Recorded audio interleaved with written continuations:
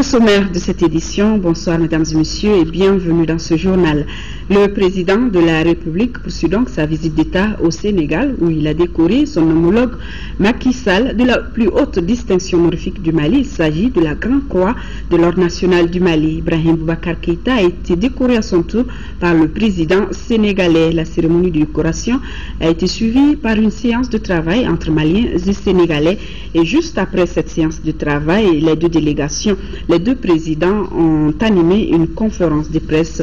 Vous aurez certainement le reportage de nos envoyés spéciaux d'ici la fin de ce journal. Et ce message de condoléances du président de la République, chef de l'État, son Excellence, adressé à son Excellence Dr Goodluck Ebele Jonathan, président de la République fédérale du Nigeria. C'est avec une grande affliction que j'ai appris l'attentat de la gare routière d'Abuja survenu le 14 avril ayant entamé des pertes en vies humaines et des blessés graves. Le gouvernement de la République du Mali condamne avec la dernière rigueur cet acte ignoble et barbare d'un autre âge. En cette douloureuse circonstance, je voudrais au nom du peuple du Mali, de son gouvernement et à mon nom propre adresser à votre Excellence, au peuple nigérian ainsi qu'aux familles des disparus mes condoléances les plus attristées et souhaiter un prompt rétablissement aux blessés. En renouvelant mes sentiments de profonde compassion et de sympathie, je vous prie d'agréer, Excellence Monsieur le Président, l'assurance de ma très haute et fraternelle considération. Ici à Bamako, le Premier ministre Moussa Mara a rendu cet après-midi une visite de courtoisie au président de l'Assemblée nationale et de la Cour constitutionnelle. Moussa Mara a fait cas de la volonté du gouvernement de faire de nos institutions des instruments crédibles, stables, tout en renforçant leurs capacités. Mohamed Yara. Quand l'exécutif rencontre le législatif et le judiciaire, l'ordre du jour est vite trouvé. Discuter des voies et moyens susceptibles de renforcer les pouvoirs des institutions de la République. 10 jours après sa nomination, le Premier ministre rend une visite de courtoisie aux institutions de la République. Première escale, l'Assemblée nationale. Moussa Mara a eu un tête-à-tête avec le président de cette institution avant de rencontrer les autres députés. Ici, le message est clair. Nous entendons au niveau du gouvernement, au-delà du Parlement, mettre toutes les institutions dans les meilleures conditions de fonctionnement possible et donner à toutes les institutions les moyens, le temps d'attention nécessaire pour qu'elles puissent agir de manière efficace et conformément à leurs attributions. Et aussi, très rapidement, nous allons souscrire à une innovation importante de votre règlement intérieur qui porte sur les questions d'actualité avec la présence effective du Premier ministre. Questions d'actualité qui vont permettre et à la majorité et à l'opposition de pouvoir partager avec nous l'essentiel sur l'action gouvernementale. Selon les chefs de gouvernement, pour que la démocratie malienne soit vivante, l'opposition parlementaire doit jouer le rôle qui est le sien. Et le gouvernement verra pour que ce soit ainsi. L'opposition sera respectée, sera considérée. Et nous ferons en sorte que tous ces droits, pour ceux qui relèvent de notre responsabilité, tous ces droits soient préservés. Nous allons très rapidement inviter les partis de l'opposition à venir discuter avec nous et nous aurons l'occasion de leur rappeler cette bonne disposition que nous prenons à son égard et nous ferons en sorte de ne pas être pris en défaut par rapport à cette considération parce que la crédibilité d'un parlement c'est aussi la crédibilité de l'opposition, c'est aussi une opposition qui soit en position de pouvoir jouer son rôle dans le jeu normal des institutions.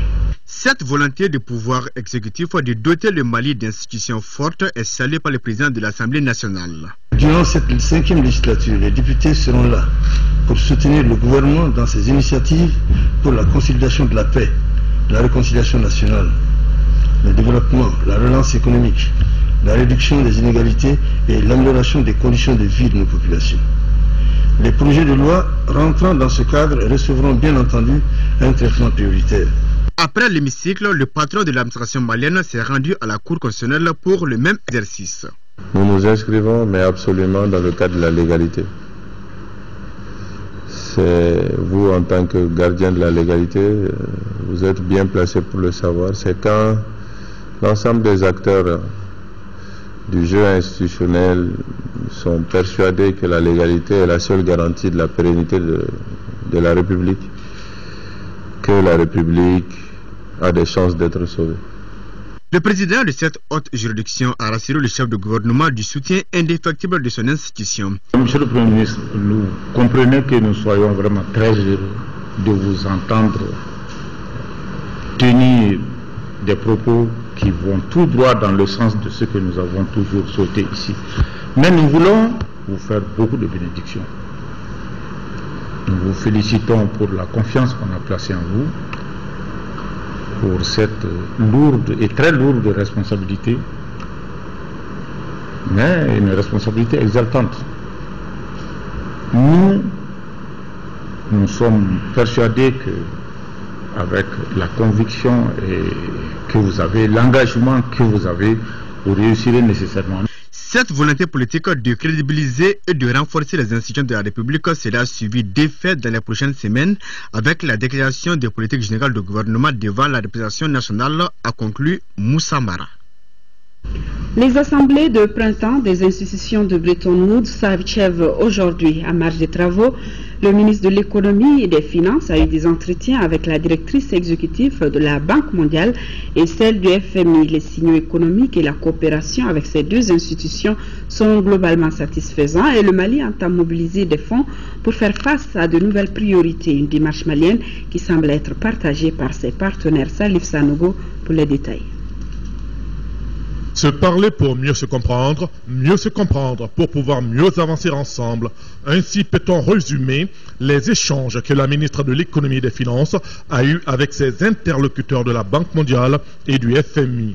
Que ce soit avec Srimouliani Indrawati ou Christine Lagarde, Madame Bouarefi Sissoko a évoqué les progrès et les attentes du Mali. Si le pays a reçu plus de 1300 milliards de francs CFA sur l'aide promise à Bruxelles, il n'en demeure pas moins que de nouvelles priorités pointent à l'horizon. Il en est ainsi des conséquences du changement climatique avec l'ensablement du fleuve Niger, de la démobilisation, du cantonnement et de la réinsertion des combattants, de la réforme de l'enseignement supérieur ou encore des dépenses militaires. Au FMI, tout comme à la Banque mondiale, la ministre a pu trouver des oreilles attentives. Dans les semaines à venir, des actions concrètes seront encore posées sur le terrain, a notamment rassuré Christine Lagarde. Déjeuner de revoir a offert à l'ambassadeur de Turquie au Mali en fin de mission. Il a été chaleureusement remercié par les autorités maliennes. La Turquie et le Mali collaborent depuis très longtemps, mais depuis quelques années, on assiste à une redynamisation de leur coopération. Nyanya Loutraoré.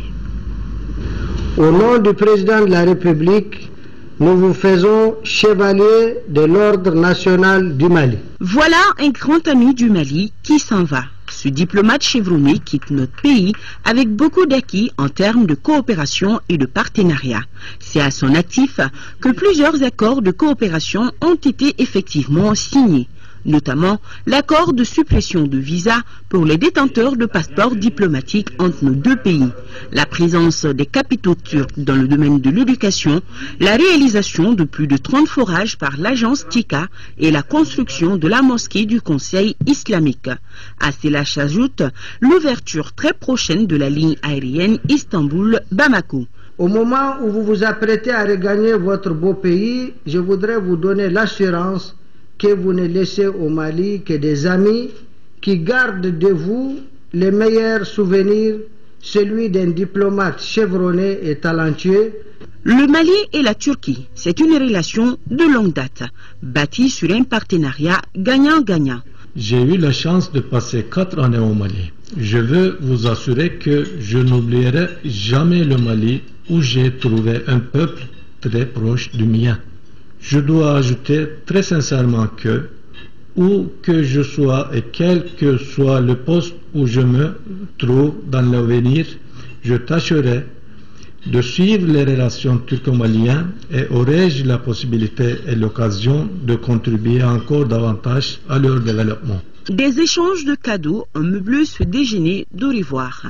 À noter que le diplomate Kemal est le premier ambassadeur de Turquie au Mali avec résidence à Bamako depuis le 5 février 2010. Épargné pour le changement au Mali, c'est le thème de l'atelier de 2 jours organisé par Oxfam en partenariat avec la fondation Strom, Freedom from Hunger et plusieurs autres ONG nationales. La promotion politique des femmes au Mali sera également au cœur des débats. Le compte rendu de Rachel Tessougué. Le programme Épargné pour le changement a mobilisé plus de 400 000 femmes organisées en 18 000 groupes d'épargne à Kaï, Koulikoro, Sikasso, Ségou, Mopti et Tombouctou. En prenant l'initiative d'un tel programme, Oxfam veut contribuer à la réduction de la pauvreté et à l'autonomisation des femmes en milieu rural. Le programme Épargné pour le changement a permis à 470 000 femmes bénéficiaires de réaliser une épargne propre de plus de 25 milliards de francs CFA, dont 80% environ ont servi à des petits prêts pour améliorer l'accès aux services sociaux de base comme l'éducation, la santé.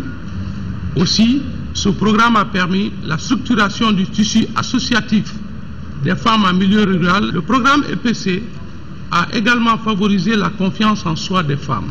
Oxfam est convaincu que l'épanouissement de la femme ne saurait se limiter à l'amélioration de ses conditions matérielles. C'est pour cette raison qu'elle veut étendre son intervention sur la promotion de la carrière politique de la femme malienne. Nous souhaitons les aider à aller à l'étape suivante, c'est-à-dire les inciter à voter, mais aussi les inciter à se présenter, non seulement aux élections régionales, mais peut-être aussi au Parlement, et d'avoir une vision d'un Mali avec une représentation peut-être plus égalitaire des femmes, non seulement dans les institutions locales, mais aussi dans les institutions nationales. En seulement 10 ans d'existence au Mali, le programme Épargné pour le changement a permis, entre autres, de développer des activités génératrices de revenus en milieu rural et de lutter contre l'insuffisance alimentaire.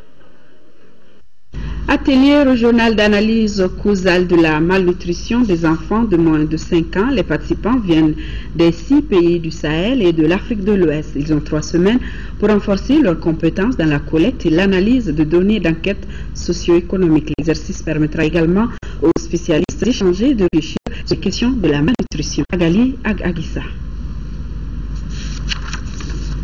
Des données sur les causes de la malnutrition demeurent importantes dans la lutte contre ce phénomène.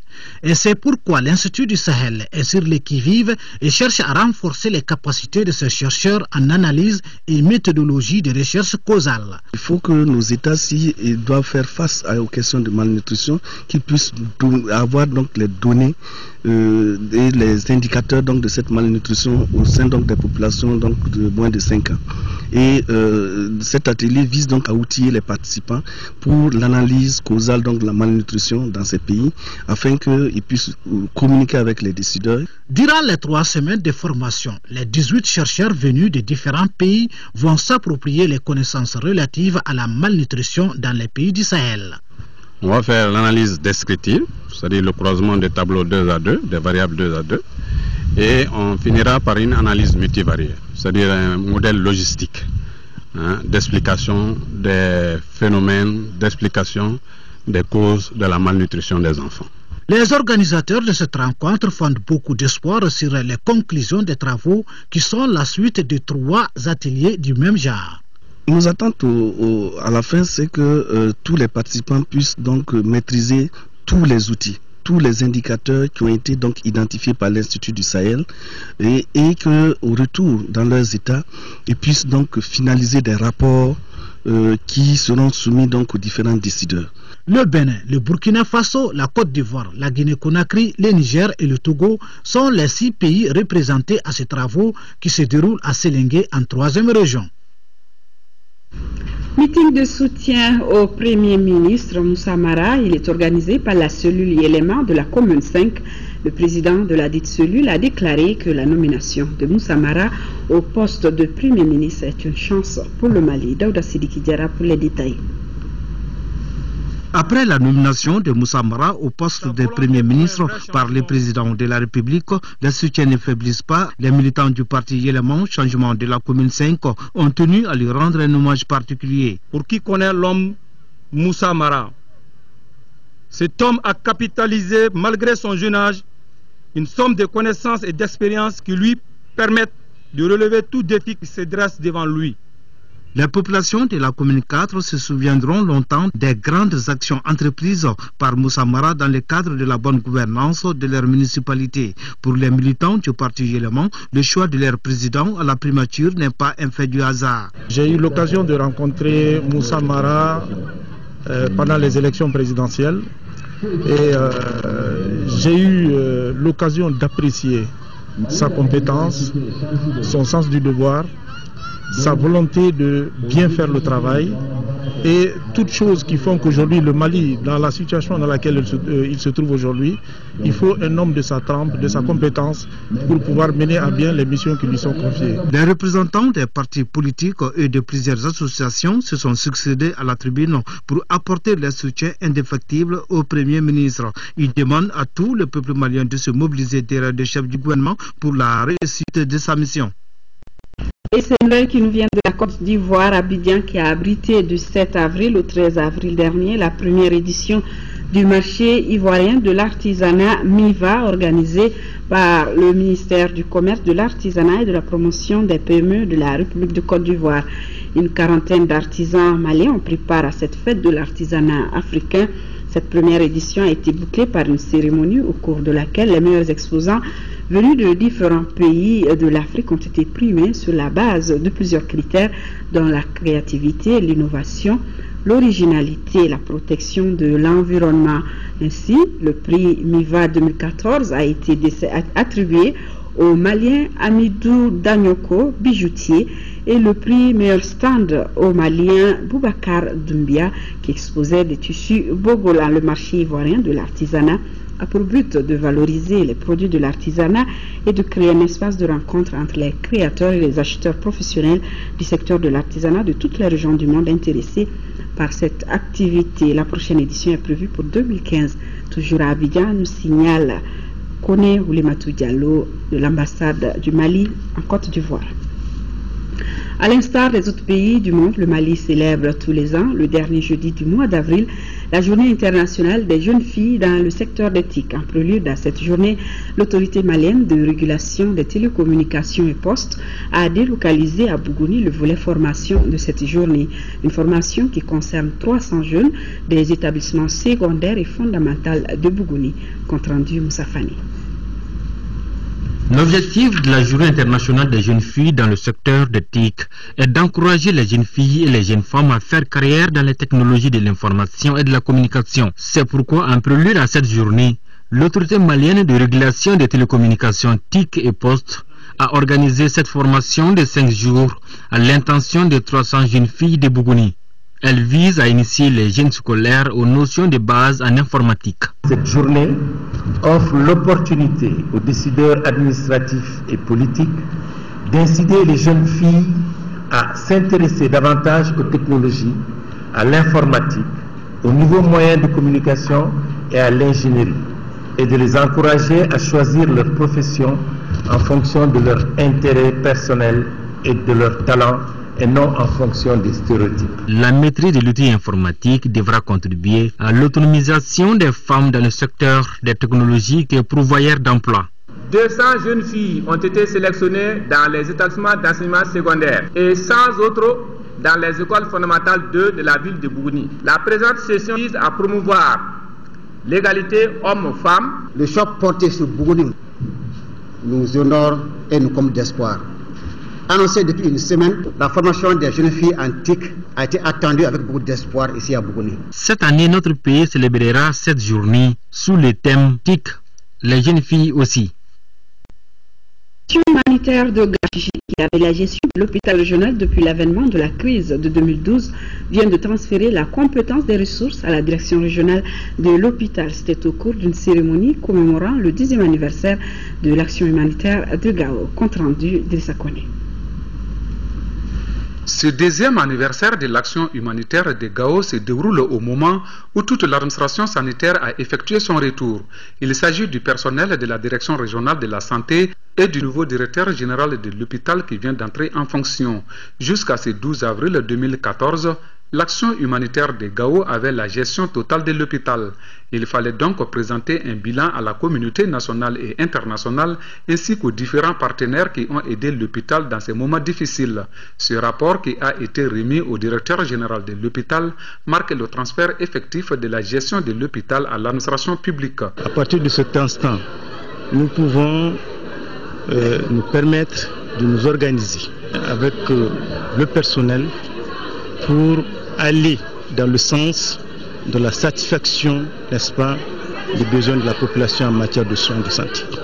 Tout en saluant le combat mené par l'action humanitaire, les autorités ont appelé à un esprit de solidarité autour de la nouvelle équipe dans l'amélioration des services de la santé pour le bonheur des populations. Ce qu'on va faire, c'est d'essayer de convoquer une session de conseil d'administration de l'hôpital le plus vite possible pour essayer d'évaluer le besoin et voir les perspectives, qu'est-ce qu'on peut faire à l'avenir. Vous, les partenaires, tout le monde, l'État, il faut que tout le monde se donne la main à partir d'aujourd'hui pour se battre pour le bien-être des populations de la région et des populations du Mali en général. De 2012 à nos jours, l'hôpital de Gao est appuyé entre autres par le Comité international de la Croix-Rouge, Action contre la faim Espagne et les communautés de Gao. À Tombouctou, l'armée vient de boucler une grande patrouille dans le secteur de Goundam en passant par Léré jusqu'à l'Arnab avec la frontière mauritanienne. La mission visait essentiellement à sécuriser et à rassurer les populations nomades et sédentaires qui sont couramment victimes de cambriolage. Sur le terrain, les soldats ont appréhendé des individus suspects, saisi des armes et une dizaine de motos. OFM Tombouctou, Adama Djimde. Bien que la 5e région militaire de Tombouctou soit pratiquement pacifiée, l'armée demeure constamment sur sa garde. De gros moyens logistiques et autres armements sont encore et toujours déployés. Objectif, engager une patrouille d'une grande envergure vers Goundam, Echel, Bintangougou, Farache, Léré et Larnab. Nous sommes à la frontière mauritanienne. Cette manœuvre vise à sécuriser et rassurer les populations nomades aussi bien que sédentaires. Cette mission, ça rentre dans le cadre normal des missions qu'on nous a assignées à partir de Gao, des grandes patrouilles à l'intérieur de notre secteur pour augmenter les niveaux de sécurisation et surtout apporter les actions civilo-militaires aux populations que nous allons rencontrer dans la campagne. Prudence et de rigueur. Il faut plus la collaboration de la population pour nous donner l'occasion et l'opportunité de repousser l'ennemi loin de nos frontières ou au minimum le détruire en cas de rencontre. Ces hommes plus que déterminés sont prêts à donner l'assaut final pour détruire d'éventuelles positions ennemies. Le soleil ardent, l'air est chaud, le sable brûlant, le convoi avance dans un nuage de poussière. Et ce ne sont pas les obstacles naturels qui pourront empêcher la progression des soldats. En véritable professionnel, ces derniers se concertent, les consignes sont respectées. Nous sommes dans le village de Bintangougou. Entretien avec les villageois sur la situation sécuritaire. La mission a permis d'appréhender des individus suspects et de saisir des armes et une dizaine de motos. Inauguration du marché moderne de Dialola dans la commune rurale de Maïna, première région. C'est un meilleur cadre de travail qui est désormais offert aux commerçants. L'ouvrage a été cofinancé par l'ANICT, le conseil régional de Caille et la mairie de Maïna à hauteur de 36 millions de nos francs. Mahamadi Alioubari. Bâti sur une superficie d'1 hectare, ce marché qui vient d'être inauguré par les autorités politiques de la région de Caille a coûté plus de 36 millions de francs CFA, cofinancé par l'ANICT, la commune rurale de Maïna et le conseil régional de Caille. C'est donc le lieu pour moi de lancer un vibrant appel aux futurs occupants de faire de cet investissement le leur et de rassurer par la même occasion nos partenaires de la bonne gestion et de la répartition des revenus. Ce marché comprend 2 blocs de 5 boutiques, 4 hangars, une boucherie moderne, un bloc de 6 latrines. Ce marché a été un rêve, c'est un rêve qui est devenu réalité aujourd'hui. Depuis 27 ans, les populations pensent à avoir un endroit où ils peuvent exercer leur petit métier de commerce. Ce marché serait certainement un instrument aux mains du conseil communal pour pouvoir améliorer ses recettes et pour pouvoir investir davantage, surtout dans les secteurs sociaux, dans les secteurs de base. Au cours de cette cérémonie d'inauguration, le chef de village de Djaloula, le président des commerçants détaillants ont affirmé que ce marché permettra non seulement d'améliorer les conditions d'hygiène autour des produits vendus, mais aussi doter la commune d'équipements marchands adéquats pour une meilleure qualité de service public, afin de réduire considérablement le taux de chômage et de lutter contre la pauvreté par la création de beaucoup d'activités génératrices de revenus. La police nationale du Mali dispose désormais d'un seul syndicat unifié, le SINAPOL. Son bureau a été mis en place à l'issue de son premier congrès ordinaire qui a regroupé les délégués de toutes les unités.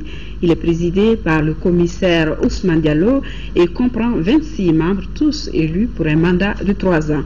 Le nouveau secrétaire général du syndicat national de la police du Mali, commissaire Ousmane Diallo, nous donne plus de précisions au micro de Lamine Keita.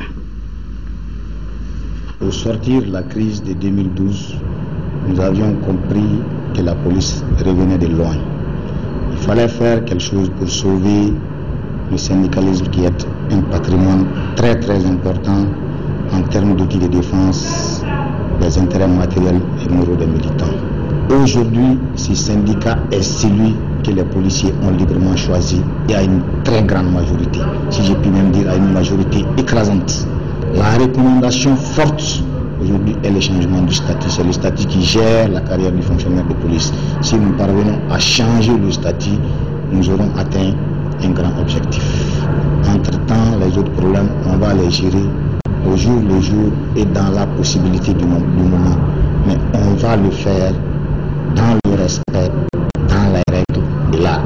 Le SINAPOL, aujourd'hui, comme je l'ai dit, c'est un syndicat qui regroupe le SINACOMPOL, qui était le syndicat des commissaires, le SNIPOL, qui était le syndicat des inspecteurs, le Renouveau, qui était le syndicat en puissance aujourd'hui au sein de la police nationale, et d'autres entités que nous avions tous récupérées, qui ont compris le message que nous avons passé au cours de notre passage dans les différentes unités.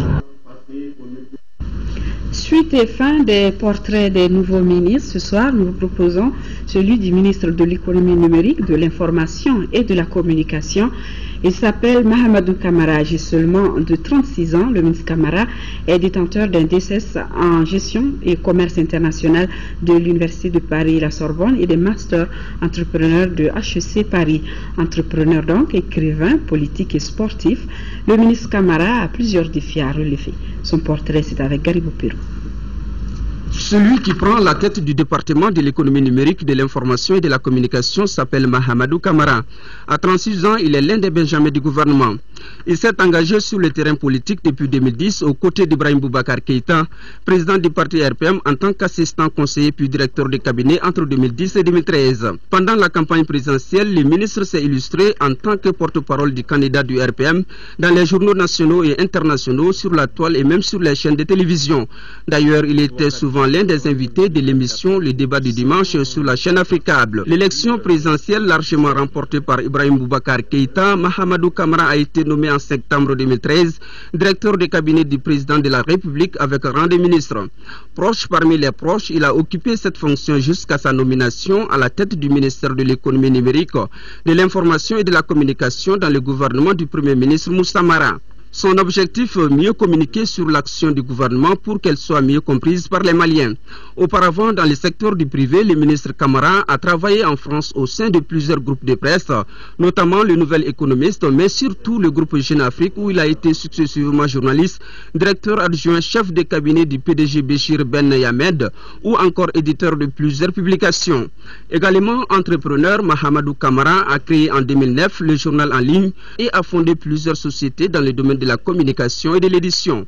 Sur le plan académique, ce cadre de la diaspora malienne a fait ses études en France, où il a été formé à la gestion et au management au sein de 2 prestigieuses institutions. À l'université Paris-la Sorbonne, il a décroché une licence, une maîtrise, puis un DSS en gestion et commerce international.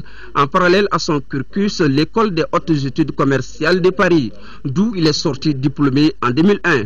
De nombreux défis sont à relever dans le domaine qui est le sien. Les chaînes de télévision passeront au plus tard en 2015 de la diffusion analogique au numérique.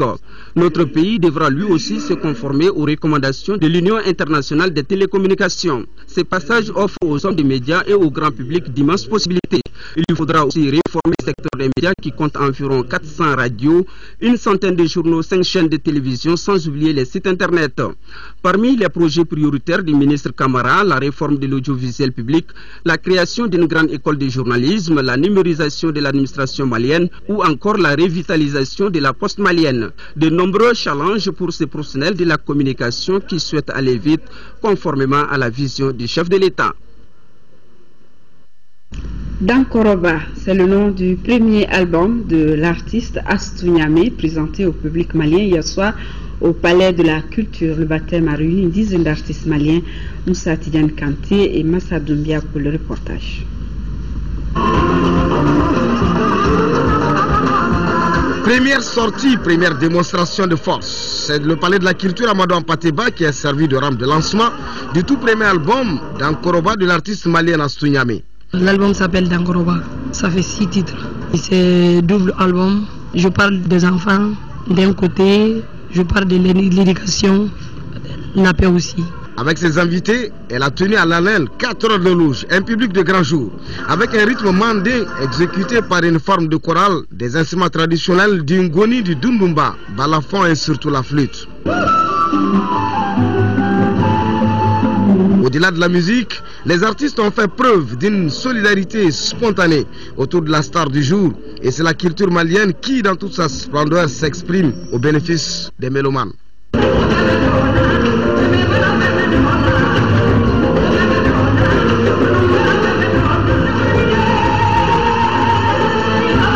Quoi de plus normal d'être fier quand on voit grandir celle pour qui on a tout donné. Astou Niamé, mais vraiment je suis là ce soir pour l'aider. Si elle travaille bien, elle peut aller loin. Elle fait partie de la nouvelle montante que j'ai créée ici à Bamako, donc elle se débrouille très bien. En attendant la sortie très prochaine du deuxième album, Dankoroba s'impose déjà sur tous les hits des radios de la capitale. Voilà, nous recevons sur ce plateau, et c'était pas prévu, le ministre des Affaires religieuses et du culte, Thierno Amadou Oumar As. Bonsoir, monsieur le ministre. Oui, bonsoir. Vous venez évoquer avec nous les raisons du report du congrès du Haut Conseil islamique initialement prévu pour demain mardi 15 avril. Le congrès a donc été reporté. À quelle date et quelles sont les raisons de ce report? Ben voilà, alors bonsoir chers téléspectateurs, téléspectatrices. Salam alaikum ala Ouma. La date elle est très prochaine, hein, elle est très prochaine, s'inédit mais très prochaine. Alors voilà, les raisons principales c'est que le chef de l'État est en visite officielle, visite d'État d'ailleurs, hein, au Sénégal, alors un pays frère jumeau. Il souhaiterait, pour toute cette considération qu'il a pour la religion en général, la religion musulmane, et aussi le respect que l'on doit aux responsables religieux, aux leaders religieux. Alors cela fait que donc il aurait souhaité présider, et je crois que ça a été d'ailleurs le souhait du Haut Conseil islamique, que le président préside la cérémonie d'ouverture de ce congrès. Alors suite donc à une discussion que nous avons eu, cet échange qui s'est effectué donc avec l'ensemble des membres de ce Haut Conseil, notamment le président en exercice Mahmoud Diko et certains de ses conseillers, de certains sages de Bamako fondateurs, les familles Niaretour et Dravet, etc. Alors donc on est tombé de commun accord à reporter ce congrès pour faire honneur au congrès, aux congressistes, et donc c'est le lieu de saluer tout le mouvement prédominant pour préparer ce congrès et présenter des excuses de ma part en tant que ministre des Affaires religieuses et rassurer les uns et les autres congressistes venant des régions, etc. que donc très prochainement, une date sera convenue entre nous et voilà, et le Haut Conseil pour que ce congrès se tienne au plaisir des croyants musulmans. Donc pas encore de date fixe. Pas de date, mais très prochainement, et de commun accord. Hein? Voilà. Je vous remercie, monsieur le ministre. Merci à vous, chers téléspectateurs. Nous poursuivons cette édition avec la page sport football, championnat national de Ligue 1. La 15e journée marquant la fin de la phase aller a débuté hier ici à Bamako au stade Modibo Keïta. Le Djoliba AC a été tenu en échec 0-0 par le CS Dougou-Wolofila. L'AS Real s'est débarrassé sans difficulté de l'USFAS 3-0. Le résumé des rencontres, c'est avec Siragatou Sissé. Les Scorpions de l'AS Real, actuellement sous une bonne étoile, ont brillé de nouveau face aux militaires de l'USFAS 3-0. Techniquement en place et physiquement au top, l'AS Real était presque seul sur la pelouse. 21 minutes, Souleymane Diarra d'une frappe canon débloque le compteur. 1-0, score à la mi-temps. Sur la lancée de la première, l'AS Real entame la deuxième avec force. 58e minute, Chaka Dembélé, le défenseur de l'USFAS, marque contre son camp. On joue la 73e minute. Moussa Doumbia de l'AS Real et Sekou Diarra de l'USFAS sont expulsés au même moment. À la lutte sur une balle, les deux acteurs se donnent des coups de poing étant à terre. L'AS Real ajoute un troisième but à la 81e minute par Moussa Kone entré en jeu. L'USFAS est complètement passé à côté de son match. Auparavant, le Djoliba AC avait rendez-vous avec le CS Dougou-Wolofila. Une question était sur les lèvres des supporters rouges. Comment le Djoliba allait-il réagir après sa défaite 1-0 de la journée précédente face à la Somme? En recevant le CS Dougou-Wolofila au compte de cette 15e journée de Ligue 1, le Djoliba avait un esprit revanchard. Le match était tendu avec des fautes et des cartons. Même sur le bord de la pelouse, la tension est palpable. 42e minute, l'entraîneur du Djoliba AC, Abdelrazak Chli, et l'arbitre central, l'international Mahamadou Keïta, ont eu une chaude discussion. Dans les arrêts de jeu de la mi-temps, Mohamed Ncissé de Dougou-Wolofila écope d'un carton rouge. Il est rejoint à la 80e minute par son coéquipier Mahamadou Keïta. En 9 contre 11, le CS Dougou-Wolofila est retranché dans son camp, verrouille toutes les voies d'accès. Score final 0-0. Le Djoliba AC, 3e 27 points et 2 matchs en retard, a fait une si mauvaise affaire de déclasser le Stade Malien de Bamako de la 2e place. Et toujours en sport, mais cette fois-ci avec cette nouvelle publication dans vos kiosques, Planète Sport, le premier numéro est déjà disponible avec la une, un focus sur le duel AS Real Djoliba AC, des nouvelles de la 14e journée de Ligue 1 et le portrait du tout nouveau ministre des Sports. Voilà, Planète Sport, c'est donc désormais disponible dans vos kiosques. L'importance du rappel de la vaccination ou la mise à jour du carnet de vaccination de l'enfant, c'est le sujet de la chronique santé du jour. La plupart des parents savent des vaccinations de routine dans les centres de santé, mais oublient qu'après les 9 premiers mois, des rappels doivent être faits pour que l'enfant soit efficacement protégé. Un manque de suivi qui est dû soit à une méconnaissance pour certains, au manque de moyens ou tout simplement à la négligence pour d'autres. Focus Santé, c'est une réalisation de Tessera Dambélé.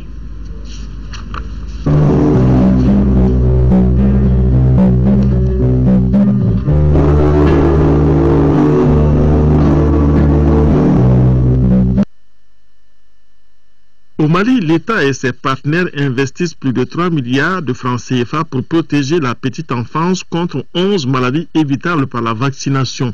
Ce programme de vaccination élargi n'immunise pas pourtant jusqu'à l'âge adulte et les parents sont appelés à prendre la relève avec le suivi de leurs enfants et les rappels sont très importants pour une protection efficace contre certaines maladies. La première dose d'administration du vaccin correspond à une étape de préparation du sujet. Ça le prépare à produire les anticorps. La deuxième dose assure une protection dite efficace et la troisième dose est dite nécessaire. Tout cela doit être boosté par un rappel. Donc c'est le rappel qui va maintenir de façon active les anticorps chez l'enfant pour lui permettre de se protéger dans le temps. Donc de 0 à 9 mois, on le prépare, on assure une efficacité sur le plan protection immunitaire. On fait une dose nécessaire pour entretenir cette protection efficace, mais pour maintenir de façon pérenne l'immunité, il faut penser à faire des rappels. Les parents s'arrangent-ils à mettre le carnet de vaccination de leurs enfants à jour après les 9 mois du PEV? La question suscite diverses réactions dans les rues de Bamako. Je n'ai jamais eu l'idée même de faire passer. Quand on est en bonne santé, quand même, on dit que tout va bien. Vraiment, je ne suis pas au courant. On ne nous a pas dit cela. Nous ne respectons que les campagnes de vaccination annoncées à la télévision ou à la radio. Il y a des vaccinations, même en dehors de ce que l'État amène. Si possible, il faut payer et vacciner. On est prêt à le faire. Finalement, seule une frange de parents s'assure que la vaccination de leurs enfants est à jour. Si les spécialistes ne se lassent pas de le répéter, certains citoyens évoquent le manque de moyens face à ce qu'ils appellent de nouvelles charges. N'empêche, certains vaccins sont fortement conseillés. Après 1 an, par exemple, on doit penser à faire un rappel contre le tétanos, par exemple. Après 5 ans, un rappel est nécessaire, et même à 10 ans, voire à l'adolescence, on doit faire des rappels pour certains nombres de vaccins. Donc il y a le tétanos par rapport à ces vaccins, il y a la diphtérie qu'on peut citer aussi comme exemple. Certaines professions et tranches d'âge en ont plus besoin. Le personnel de santé doit se protéger par exemple contre l'hépatite B, d'ailleurs tout le monde. Il y a aussi des professions à risque, comme chez les jeunes garçons qui font des apprentis menuisiers métalliques par exemple. Il faut leur faire le vaccin contre le tétanos et faire surtout les rappels. Si au Mali, un enfant sur 4 n'a pas tous les vaccins gratuits offerts par l'État, l'effort de faire des rappels à ses frais pourrait être moins de se rattraper et de garder son enfant en bonne santé.